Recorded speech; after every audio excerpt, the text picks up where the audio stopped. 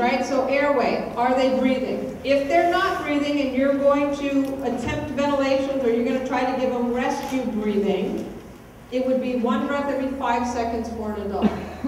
And the way that you would kind of assess if your ventilations are actually going in is you would see a rise and fall of the chest. Okay?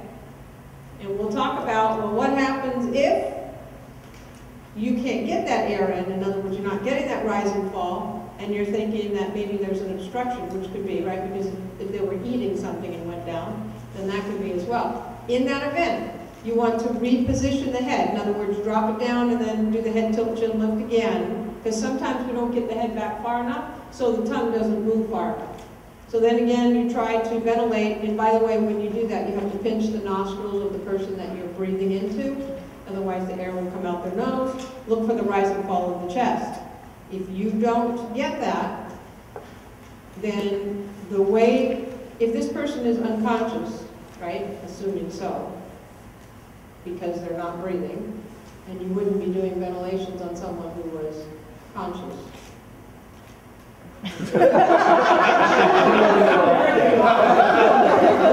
Fine line, right. So then you have an obstructed airway situation, and the way that you relieve that now is you do 30 compressions on that individual. Okay, you can't do the Heimlich because they're unconscious. You can't get underneath them and try to wrap your arms around them, or you can try to stand them up like Weekend at Bernie's, right? Probably not going to work very well. So it's compressions. And after you do those 30 compressions, because the idea behind that, the mechanics behind that is that you're pushing that residual air from the lungs out because you're applying that pressure to the chest. So you're forcing it out. So if in fact you can, if that obstruction is close enough, not down too far, you might be able to push it out when you do those compressions. And then the way that you would check that is simply look into the person's mouth. If you see it, you take it. No more blind finger sweep. Okay, so only if you see it do you actually go in and take it, and you have to then try to ventilate again, otherwise you wouldn't know if you cleared the airway, see it or not see it. 30 more compressions, and you just keep repeating that until either A, that person wakes up and you get something out of the airway, or they start breathing on their own, or at least you can ventilate into the patient themselves. Does that make sense? Okay. Now, what about the C for circulation? We're going to check at the carotid artery. So index and middle finger, feel the carotid artery. You have one on either side, not both at the same time, unless you don't like them. And never use your thumb because you have a pulse in your thumb. So while you're all freaked out, right, because this person is laying there, you're not sure what happened, and you go like this, you're like, oh yeah, it's about 140. That's yours. Probably your pulse. Hence, they look blue, they look very pale. I mean, it's pretty obvious that they don't have a pulse, but, you know, I'm just telling you. So, index and middle finger, check for a pulse at the carotid artery. If you don't feel a pulse, that means that the heart is not beating, which means you have to go ahead and initiate compressions. Okay? Now, if you're doing those ventilations, remember I said they're optional, but if you are doing ventilations, because you know the person, you have a mask, they owe you money, right? 30 compressions, 2 ventilations. 30 compressions, 2 ventilations. 2 inches deep in the compression.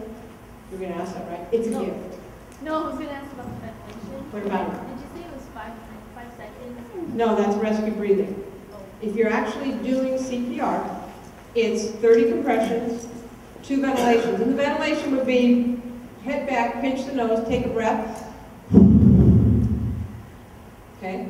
Fill your lungs again, and another breath. It's not a contest, you guys, on how fast you can put that in there.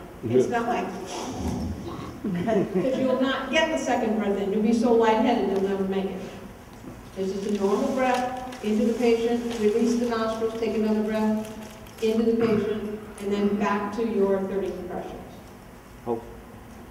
So I've heard that they said not to do ventilations anymore, that it's just doing the compression? Right. It's optional. Oh, okay. They're optional. Right. So if you don't do ventilations, if you're not doing ventilations, think about 400 compressions, because that's about the time it's going to take before somebody probably shows up to help you. And my point is, don't worry about counting. Just start compressing. Don't even worry about how many you did. And that's a good thing, because then, half the people, they lose count and they go, oh man, did I do 28? Or maybe I did 32? Who cares? They're not going to know, right? They're not going to know. Technically, they're dead. No pulse, no breathing. Okay? So don't get all nervous about it. Just do compression. But do compressions good, meaning 2 inches deep, center of the chest, and to the tune of staying alive. That's they give that. Yeah. If you see the fists come up, you probably can stop because you've revived them. Or if you see some kind of movement, stop and reassess to see what's going on. If somebody recovers, I'm told that it's not at all uncommon for somebody to vomit rather spectacularly. Typically, they vomit before. Okay. Yeah. 95% of the time, someone who goes into cardiac arrest oftentimes will vomit prior to the breathing stopping and the heart stopping. And that's because the sphincter muscles, we have more than this one and the other one that we're familiar with. We have one of the stomach that keeps the contents of the stomach in. But when that person is in cardiac arrest, those muscles relax. And if there's food in the stomach, contents, it'll come out. And not to mention that typically people who are having a heart attack, we've all read and heard, what are some of the signs and symptoms that we would expect to see? Pain. Left side, left chest. Right. Jaw, both sides. It can be both sides. It doesn't necessarily have to be one. Pressure, like there's an elephant sitting on my chest. Okay, short of breath. Clearly this person is in distress. Pale, sweaty, diaphoretic, clammy, all those other terms that we hear, but they don't look good. And it's pretty obvious. Gray, they get gray color, ashen color, all those descriptive words that we hear. Truly, you could see it. What do we do for the person who's complaining of that? Chest pain, chest pressure, shortness of breath. I can't catch my breath. I have this terrible, terrible pain. What do we do for that? Sit them down, get them comfortable. If we can protect them from heat, in any way, get them into shade if we can. And obviously summons for 911 help, whatever it is. We have to get that person assistance. Actual aspirin available? Yeah, aspirin. Aspirin is a blood thinner. And most of the time when someone is having that pain, it's a clot that's trying to move through a vessel in the heart, the muscle itself. So if you get an aspirin on board, an uncoated aspirin, it'll help to thin the blood, and the workings behind it is that it will help dissolve that clot, and it can pass through the vessel. How many minutes? How many minutes? You from giving it to? Before it works? Yeah.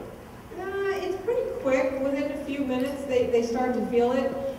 The one thing you have to be careful is when you're getting history of that individual, do they have any allergies? Are they on blood thinners? Okay, and if they are, you don't want to give them aspirin. Okay, so there's other things that you need to know, and obviously, they always tell you don't dispense medicine to people that it's not prescribed for, that you don't know, because you don't know what kind of reaction you might get, which is true. Now, if that person has, probably they may have had that event at some other time in their life. Sometimes it's a first-time event, but oftentimes it's something else. So ask them, do they have a history of any heart problems? And typically people that do might have nitroglycerin spray. Similar to people who have anaphylaxis to bee stings and certain types of foods, they'll have an EpiPen. And if they have these things, you can assist them with taking it. Okay, in other words, if they have it on them, you can actually help them get it out and assist them with taking that medication. But in other words, if you have nitroglycerin because you get this chest pain, don't take it out of your pocket and go, hey, this stuff's really cool, check it out. Because one of the problems with nitroglycerin is it's what we call a vasodilator, and it drops your blood pressure. Because the way that it works is it dilates the vessels to help make that circulation easier, drops down pressure. So if you're somebody like me who has low blood pressure anyway, I'm going to like go out. So these are, this is why they always say don't give medication unless it's there. Yes? You've got somebody that's complaining of, like pre-heart attack symptoms, and you're trying to make them comfortable. Is it better to keep them sitting up or laying down? Typically sitting up, not necessarily in a 90 degree, but like a what we call a semi-Fowler's, because I don't care, what most people say, it is much more difficult to breathe if you're already having difficulty when you're laying down flat than it is when you're sitting up. Okay, and that's simple mechanics. So those are things, to think about. What about a stroke? Okay, we'll talk about it. Okay. Yeah, we'll get to the stroke. But these are some of those things that you could definitely see, and someone could complain of, right? And the only thing you really can do is to make them comfortable and make sure that you have help coming, because they need to get to definitive care. They need certain medications, and quite frankly, they need to be put on a heart monitor to find out exactly what's going on. Okay? There are certain types of facilities. When you guys are very familiar with the EKG rhythm, you've all seen a picture of it. If you haven't seen your own, it's a little straight line, a little bump, and then it goes up and down, and then another little bump, and then, okay, you got that right? You can see that, right? Okay. So after that first little bump, and you're on the complex that we call the QRST, right where you get that next elevation, that's the T wave, or the area between the bottom of that squiggly line and where that wave should be. If that's really elevated off of the line of EKG graph paper, they call that ST elevation, and that individual will go to a specific facility because they need to get to the cath lab. Most of the time they require angioplasty to put the balloon into the artery, and they expand it so that they can get that clot out. Okay? So those are, you wouldn't know that. You can't tell that by just looking at them. You've got to have them on a monitor. So we're talking about when you become a not conscious person, how to give compressions. But if you're there, like from the beginning of the heart attack through unconsciousness, like is it as soon as they quit how you start with compressions? Or Yeah. is there time that you wait? Good question. So this person who is complaining of chest pain is you've made them comfortable, and all of a sudden now you turn around and they're not breathing and they don't have a pulse. Well, what you need to do is you need to then get them flat, and you need to get them onto the ground. You can't do compressions in a chair, on a bed, the top of, what do they call it, Thunderdome? You might be able to, if you have a flat surface. You can't hang your head down, I can see that, right? Or rappelling down half the way, whatever. Or throw them down to meet them at the bottom. Probably not a good way. Yeah. So the first thing you do then, once they go from that conscious level to the unconscious level, is check a pulse. If there's no pulse, you immediately go right into your compressions. Okay? That one's a little bit easier because they were already complaining of chest pain, so you're already kind of thinking, this is a cardiac event. If all of a sudden they go from the awake and now they're not, you best be checking the pulse. Because it's much more important, and this is why the ventilation became optional. If there is no pulse, that means that heart is sitting in that chest not working. And the best thing that can be done is to start doing those compressions. And you probably will say, yeah. I know one of the other symptoms of a potential heart attack is heartburn, severe heartburn, and discomfort. Could be. How quick should you be pounding on that 911? You get a middle-aged guy, a little bit overweight, look like he might have a little hypertension, feeling, him.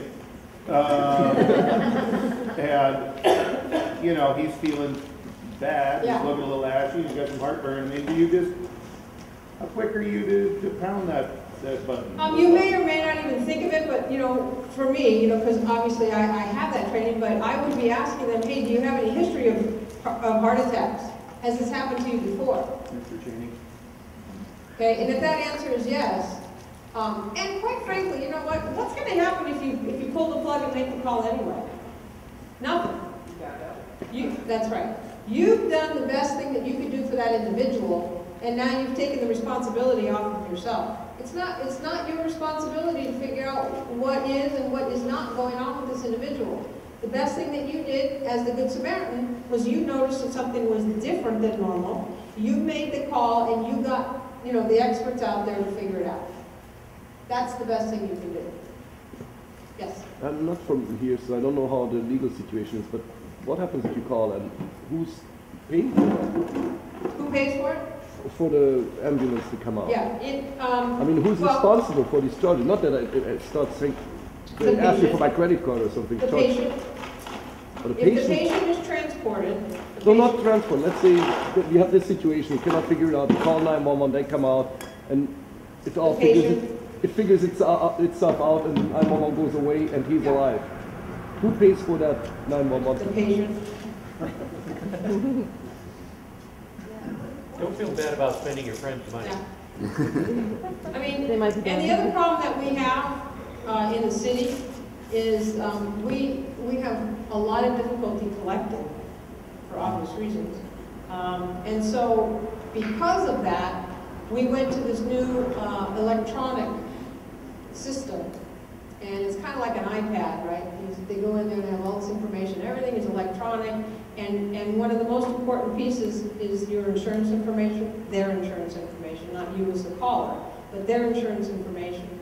Because then they have captured a way at least to bill. You know, before we used to just bill the individual to the address. And then what do you think happened? Nothing. They didn't collect. They would bill like 3 times. And then they give up. So it's already made a difference in terms of the revenue that's come in because we've been able to capture that. But you know what? There are people that don't have insurance. And they go to county hospital. Yeah, if they're being picked up. Yeah. Not when they're not being I would say a good number of people in this room don't have insurance. Well, that's unfortunate. And if that's the case, you would want to go to a county facility. Don't you have the right to refuse treatment? Yeah, you have the right to refuse. Absolutely. Yeah. But then, you also sign off on the liability for us, too. I'm really good at persuading people to go. Even when they think there's no way they can be persuaded, I'm pretty good at persuading that person that they should go. Short of, we don't pick them up and, kidnap them. We can't do that, so, yes. It's kind of a dumb question, but what do the chest compressions do? I mean, do they sort of force the circulation Good system question. to work? Do they stimulate the heart to start pumping again? Typically, when someone goes into cardiac arrest, the heart muscle is, you've heard the term VFib, ventricular fibrillation. Typically, the heart muscle will sit in the chest and it'll do this. There's no rhythm to it. Normally, it does this. So it sits like this. So when we all watch TV, or those of us who have had training on the automatic external defibrillator, or you've seen the doctor grabs the paddles, charging, clear, body jumps, that's electricity that goes in. And the way it works mechanically is that when that bolt of electricity goes in, that shock, it stops the heart, so it stops this, and it gives the heart its opportunity to pick up on its own rhythm. See, the heart muscle has an intrinsic rhythm. It's a fascinating organ, really. If you had a heart out, and it was alive, and you cut a piece off of it, and you put that little piece of muscle in a little petri dish, and then you cut another piece of muscle, and you put it next to it, they would beat out of sync, and then they would at some point synchronize, even though they're not touching. Because the heart muscle has what they call automaticity. And there are different nodes in the heart, and that's really deep into the weeds of the physiology behind it. But because you asked the question, it's a great question. The easiest way that I can give you so that you can really visualize this is think about a balloon, a water balloon. If you squeeze it, it changes shape. So when you are, consider that that balloon is sitting in the center of your chest in this form. When you compress, because you're pushing down on it with force from the outside, you change that shape. And then that blood that's in it has to redistribute. So that's really what happens. So as you compress, it flattens out a little bit, and then on the upswing, it comes back in. There's a negative pressure in the chest, so it's a vacuum. And it's like the ocean. So it's like the tide, right? The ebb and flow of the tide. It's the same visual thing that's going on in your chest if you think about the compression. It pushes the blood out, it's coming back in. Push out, come back in. Right? It's just a rhythm, which is why the compressions are so important, and the rhythm in which those compressions are being given is important. So it would make sense that you wouldn't want to compress and then, I think I'll give another one. Because what's happening is you're not giving any formal regularity to that flow. And that's what's going to potentially keep that person alive. Remember, we have about 10 minutes of residual oxygen left in that blood supply. So if we're doing good compressions, we're pushing that blood around everywhere it needs to go. So that's really in your mind how it works. A plumber would look at it that the heart is the pump, and the vessels are the pipes, and the blood is the water. And if the system is good and there are no breaks or leaks in the system, the pressure should be maintained. And if you're manually doing anything with it, it should just continue to pump it back and forth and back and forth. When you take a shower, somebody flushes the toilet, what happens with the water pressure? It goes down. So same idea in the body. If there's a break in the vessel, like we talked about someone who severed the artery, right? Well, now you're going to lose a significant amount of blood volume, potentially, depending on how bad that laceration is. And if you don't stop it, at some point in time, that person can bleed to death. That makes sense. We have 5 liters of blood circulating in our body. So think about the liter bottle of soda or tequila, whatever you want, right? 5 of those. And if you lose a liter, the body starts to react to that, tries to compensate. So message goes to the brain and it says, hey, you know what, I'm running a quart low, I don't feel so good. So in response to that loss, it kicks up your heart rate to try to push the other floor around faster to make you feel normal. Well, the heart is a muscle, it's a pump, and if you don't rectify the problem, potentially that pump is going to get tired, slow down, and or stop. So that's the other important piece too, if we talk about bleeding, right? Which, again, if it's coming out, you got to stop it. So we have arterial bleeding, venous bleeding, and capillary. So arteries carry blood away from the heart to the rest of the body for circulation. So assuming that you've cut an artery, it's going to bleed bright red spurting blood. Okay, it's going to come out with a lot of pressure. If you cut a vein or you injure a vein, then that blood is going to come out a little bit slower, a little steadier, because the veins are under lower pressure. They bring the blood back up into the lungs to pick up the oxygen through the heart and through the arteries, and that's the whole system.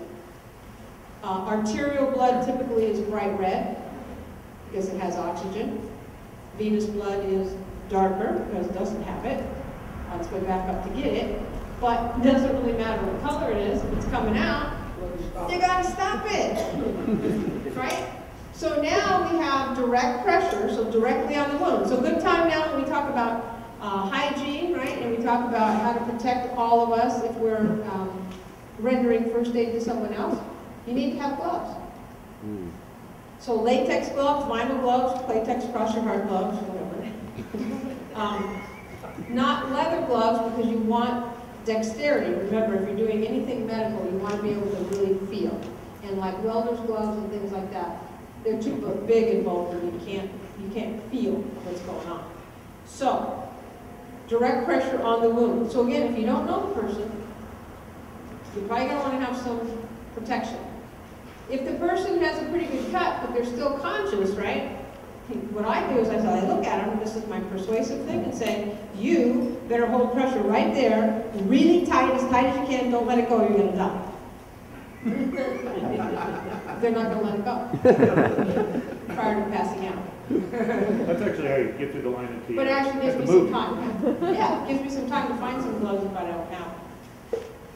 So, and you know, honestly, I don't worry so much about it if I don't have any open cuts or anything on my hand. You know, I don't panic about it. I've been doing it a long time, but I'm just saying, you know, you know where you want to touch, you don't want to touch. So direct pressure on the wound, and you need to stop. I mean, you really need to hold that. You need to hold it pretty good. The average clotting time for us is about 4 to 5 minutes. So if you get a pretty good cut, it takes us about 4 to 5 minutes before that blood will actually clot. Hence, we get a scab. Okay. Now, don't try it if you're really curious. I mean, you could. You could go home with a little knife or scalpel and cut yourself. See how long it takes you to stop bleeding, but none. So, just take my word for it, 4 to 5 minutes. Now, if you're on blood thinners, right, or you're on any other different medications that thin blood, you're going to have a harder time stopping it.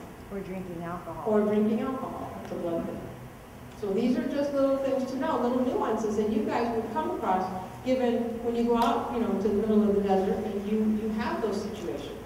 So those are some of the other things, which also to keep in mind in that environment, people may be hurt much worse than they really know because they don't feel it.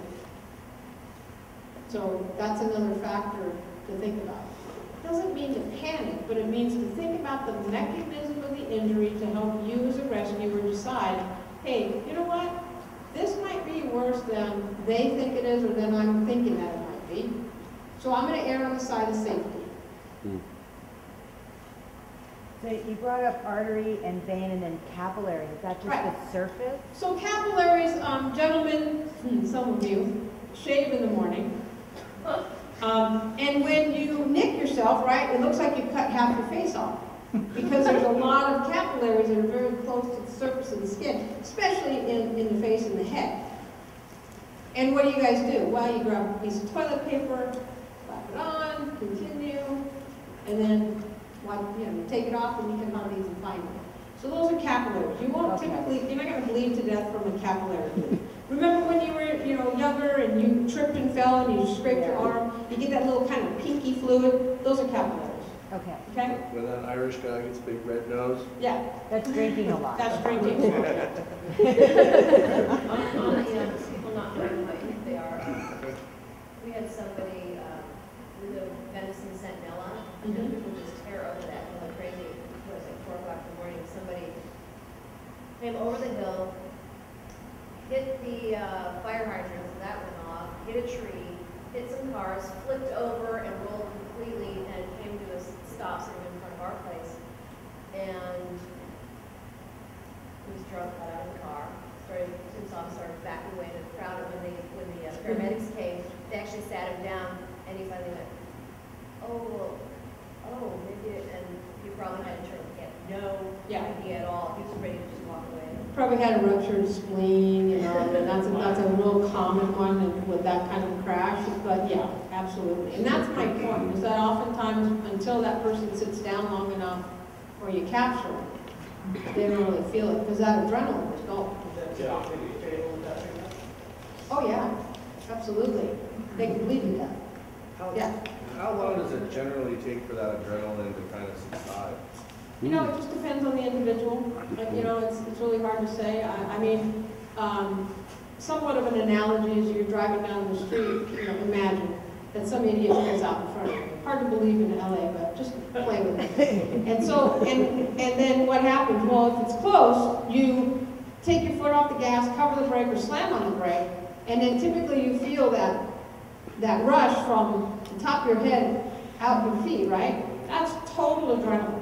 Now, it's a pretty quick thing that happens, but if it's a sustained situation, where, you know, you're really in a very uncontrolled environment, it can last a lot longer. Because it'll just keep And pumping. it'll keep on pumping, right? And we've had people that have actually fractured the femur, the thigh bone, and, you know, they're walking on it until they slow down enough to where they really figure it out. I mean, and that's a significant injury because you can bleed to death, but I'll get there. Yes? You mentioned the defibrillators earlier, and I've noticed that they have those like mounted on walls and collectors Yeah. and stuff like that.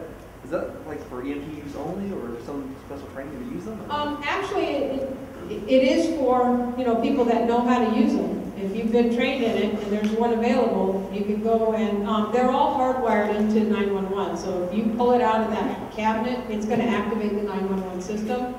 But if there is one around and you know how to use it, or someone tells you to go get it, that right there is a huge lifesaver. That makes a significant difference in the outcome of the patient who actually went into cardiac arrest. San Ramon Fire Department up in San Francisco area, there was a chief and a crew that were out at lunch next to a Home Depot, and all of a sudden they're sitting there and they're hearing all these sirens, and you know, they come into the parking lot and they end up over at Home Depot, and lo and behold, someone in the store had a heart attack and went into cardiac arrest. And the chief was like, oh my God, you know, we were right here. We could have done something. Well, the problem is that at the time, their fire department had pagers, but the only calls that came through there were fire calls, not EMS calls. So somebody got smart and they got together with Google and Apple and the fire department, and they came up with an app for the phone. So that if you downloaded the app, you have it on your phone, and a call comes in to San Ramon Fire and it's EMS related, then what happens is you get, if you're within a certain radius of that call, you get a message to your cell phone, a text. And then what it does is it brings up the Google map, and it shows where you are and where they are. And then, if it's in a facility that has automatic defibrillators, it shows them on the map. Yeah. Genius, right? Yeah. So they're trying. Obviously they're going to try to sell it to other fire departments because the truth is, it saves lives. And that would just save so many lives. I mean, most of us we utilize a lot of technology, and I mean, pretty soon we're not even going to have TVs. We're just going to like touch a button or something. Who knows? It'll be something way out there. But yeah, brilliant, absolutely brilliant. So things happen every day. But the point is that is something that is extremely valuable if they are available. And you don't wait for the defibrillator to come before you start doing compressions. In other words, if you have somebody that you can send and say, hey, go get it, you go ahead and start your compressions while they're bringing the machine over. So there's no delay in care at all. And you give the patient much better opportunity to survive. Can you walk us through the difference between a flat line and what the defibrillator does? Yeah. And what the computer's going to tell you to do? So remember when I talked about the ventricular fibrillation? The automatic external defibrillators are designed to pick up electrical activity coming from the heart. Now, flat line would typically mean that there's no electrical activity in the heart at all. It's just done, sitting there. And if that is true, then that machine will not charge. They're all pre-programmed to charge when you push the button. And here's the way it works. It's a little box, right? Shock box, whatever you want. And you bring it over, you open it up, you hit the power button, and it says, apply pads to patient's bare chest. So there's 2 pads with adhesive on it. There's wires connecting, and then there's a adapter at the end that plugs into the machine. So you can't screw it up because it only goes into one hole, and it can only go in one direction. And there's a little light that flashes to tell you where it goes. And on the patches, there's a picture. One goes right high, and the other one goes on the left side, left low, we call it. Okay? You can't screw it up because it's right there. So right high, left low. And then you apply the pads to the patient's bare chest. That's the key, bare chest. Means you got to take the shirt off. Now, if it's a female, you're going to have to bare the chest. to necessarily take the bra off. However, you don't want the patch on the bra itself. So you might have to move the strap, whatever it is. If you notice that the person has a nitroglycerin patch, it looks like a clear like a Band-Aid. It'll be up on the chest. If they have one of those, take it off, okay? And if you're not going to take it off, don't put the patch right over it. That's the key, because the electrical impulse that comes from the machine can actually meet with the nitroglycerin, and yeah, bang. Yeah, and if there's any oxygen on them, it'll explode. If there's any oxygen on the patient, if you guys have, O2, nasal cannula, whatever, take the oxygen off before you defibrillate. And it's been done, and you've learned the hard way. Yeah. What about a wire bra?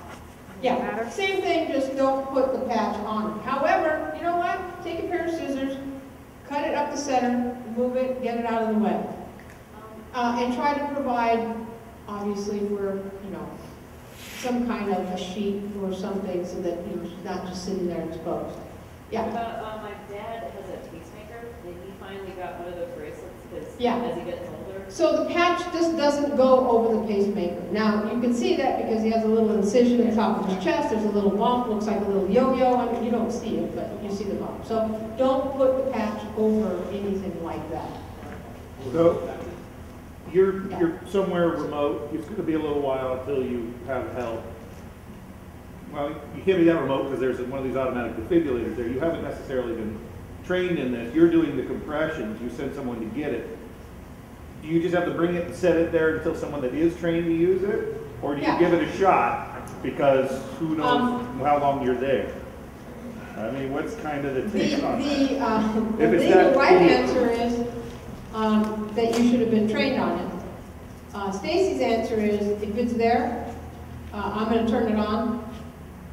Again, we can probably figure it out pretty quickly. I'm going to turn it on, and it tells me exactly what to do. And by the way, there's a little disposable razor that's inside. So if you have a man that has, hair on his chest, you simply can shave the area where you're going to put a patch. You want to have a good connection. That's the key. It has a voice that will. And it has a voice, and it's English and Spanish right now. But apply pads to patient's bare chest, plug in pads connector, right? And it'll say, analyzing, do not touch the patient. So that means that whoever was doing compressions stops doing compressions, everybody stands back. Now the machine has taken over. Now the machine is looking for this, okay? It's looking for this. If it doesn't get anything and it just gets this, it'll say no shock advised, continue CPR. And then it counts for you, okay? If it says shock advised, it'll say charging. It's going to self-charge, and when it's ready to deliver the shock, it'll say press the orange button now. Stand clear. Stand clear, and then here's the deal. It's I'm clear, you're clear, O2 is clear, oxygen is clear. In our field, because we'll have that, we make sure nobody is touching the patient, okay? Press the button, shock delivers, and then the machine will say, continue CPR for 2 minutes, and at that point, you just go ahead and do your compressions because the machine is counting the time. With the pad still in place. With the pads will not hurt you, okay? It will not cause you any harm, any potential harm, as long as it's not in that phase where you push the button to charge it and delivering the shock. Well, it's set at 200 joules, okay? It typically will go 200, 200, 360. Yeah. Yeah. And they're pre-programmed. So the capacitor won't recharge itself until you press the orange button again, right? That's the idea? Well, what it'll do is after that 2 minutes, the machine will say to you, analyze it, do not touch the patient. So now it's analyzing again. If it says shock advised, charge it. So you don't have to press it a second? No, you don't have to. Okay. The only time you press it is when you're ready to deliver the shock. The second? The second time. Every time. Okay. Every time. So, You have to manually do it. You have to manually do it. It won't, that's a safety thing, so Yeah. nobody's nobody's touching, yeah. How many times will the machine repeat this cycle till it runs out of batteries, or 3 times? Okay. 3 times before the paramedics come. Mhm. So an EMT would only be able to do that, and then we come in and then we can shock. Mhm. Okay, so it's, you know, you get 3, I get 3, but then I have a whole lot of other stuff that I can use. Right. But let's say we're in a remote location Mhm. and the ambulance is a ways off, and we've decided to use the AED, and it's run through its 3 cycles. It won't let you do it. Okay. They're pre-programmed. Okay, it'll just shut down and Yeah, then and we're you just will back to continue compression. doing compressions. Okay, Exactly. got it. Yeah, good questions though.